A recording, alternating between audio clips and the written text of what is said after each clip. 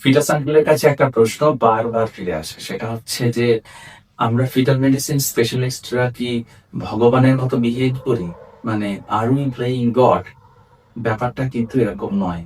আমি ১ম এই আপনাকে একটা এক্সাম্পল দিয়ে দেখাচ্ছি যে, ধরুন একটা বাচ্চার পেটের মধ্যে রয়েছে এবং সে ঠিকঠাক বাড়ছে না। আমরা একটা স্টেজে গিয়ে মাকে বললাম যে, বোধহয় বাইরে বেরিয়ে পড়ে বেটার থাকবে। এবং আমরা যে মতামতটা দিলাম তার ভিত্তিতে তারা ডেলিভারি করালেন এবং সেই বাচ্চা জন্মের পরে ভালো থাকলো। তাহলে আমরা কি যে প্রাকৃতিক ব্যাপারটা যেরকমভাবে হচ্ছিল সেখান থেকে আমাদের মতামতের উপরে নির্ভর করে সেই কোর্সটা পাল্টে গেল, কিন্তু তাতে বাচ্চারা আসলে ভালোই হলো। এখন প্রশ্ন আসছে, তাহলে আমাদেরকে কেন ভগবানের কাছাকাছি বলা হয়?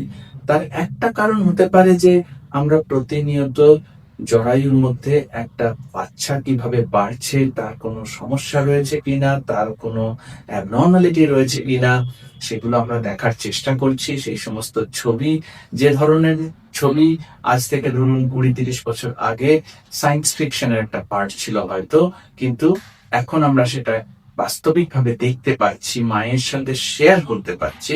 তো সেই সব ক্ষমতাগুলো যেহেতু টেকনোলজি আমাদের দিয়েছে, তাই হয়তো মনে হতে পারে যে আমরা প্রায় ভগবানের কাছাকাছি পৌঁছে গেছি। আমরা যখন কোনো সিদ্ধান্ত নিই তখন আমাদের কয়েকটা প্রিন্সিপালস এর উপর কাজ করতে হয়। যেমন ধরুন, ১ম এই আমরা জানি যে আমাদের সীমাবদ্ধতা কোথায়। বিজ্ঞান আমাদের কতটুকু শিখিয়েছে, কতটুকু শেখায়নি। আমরা সেই জিনিসগুলোকে কিন্তু বাবা-মাকে জানানোর চেষ্টা করি। দ্বিতীয় যে জিনিসটা, সেটা হচ্ছে যে আমরা একটা শেয়ার্ড ডিসিশন এর দিকে যেতে চাই। মানে আমরা একতরফা, যেহেতু আমরা বিজ্ঞানটা জানি একটুখানি হলেও, সেজন্য আমরা একতরফা সিদ্ধান্ত নিয়ে ফেলতে ভালোবাসি না। আমরা চেষ্টা করি সবসময়তেই যাতে বাবা-মা ইনভলভড হন সেই সিদ্ধান্তের সাথে। তৃতীয়ত হচ্ছে গিয়ে, আমরা কখনোই মনে করি না যে পরিস্থিতিটার উপরে আমরা কন্ট্রোল নিয়ে নেব।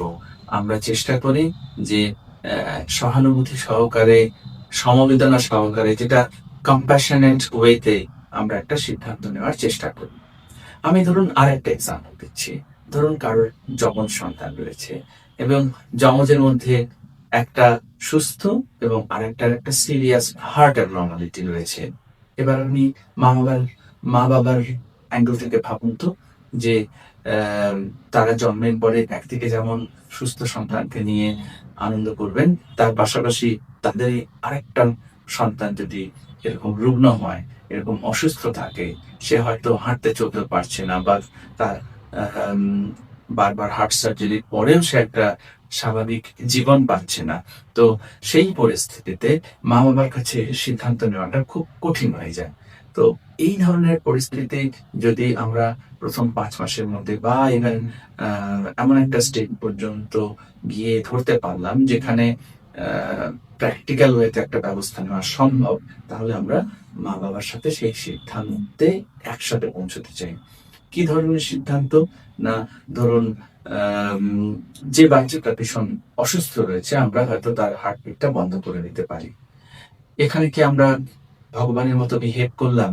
দেখুন, আবারও সেই একই কথা, যে আমরা তো আসলে যে সুস্থ বাচ্চা তার দিকে তাকিয়ে এই সিদ্ধান্তটা নিচ্ছি। আবার বাবা-মা যদি সেই সিদ্ধান্তের সাথে কমফোর্টেবল হন, তাহলেই তো আমরা সেই সিদ্ধান্ত নিচ্ছি। তাহলে প্রশ্নটা এটা নয় যে আর উই প্লেইং গড? প্রশ্নটা হওয়া উচিত যে আমরা হিউম্যানিটির জন্য কাজ করতে পারছি কিনা? আমরা মানব কল্যাণে কাজ করতে পারছি কিনা? আপনি ভগবানে বিশ্বাস করুন বা যাই হোক না কেন, আ প্রাকৃতিক যে ব্যাপারটা, তার সাথে আমরা হয়তো কোনো সময় ইন্টারফেয়ার করে ফেলছি। তবে আ সেটার উদ্দেশ্য একটাই থাকে, যেটা হচ্ছে যে ওই পরিবারের জন্য ভালো করা বা সেই আগত সন্তানটির জন্য ভালো করা। ধন্যবাদ।